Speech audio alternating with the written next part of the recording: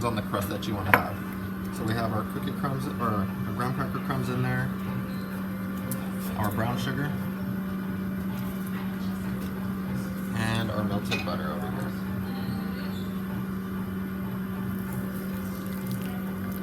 So what we're gonna do is just make sure everything gets incorporated, everything looks nice and wet.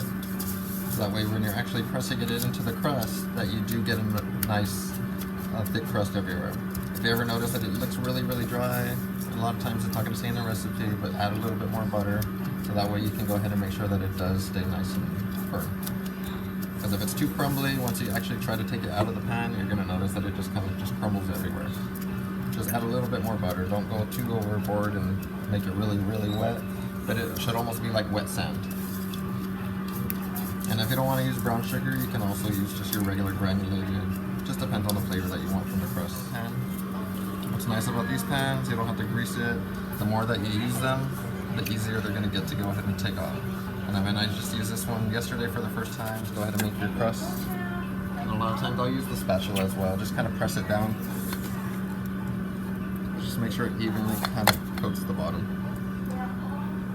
If you want to get even fancier, you can make it go along the sides, but sometimes it comes out a little bit, it's a little harder to do that. You don't have a lot of that mixture falling on the bottom here. And what I've even used is like the bottom of a bowl, just to kind of really pack it down, because we want to make sure it's not loose. So we're going to go ahead and get our filling in. I just want you to see how smooth it is, as opposed to just being something really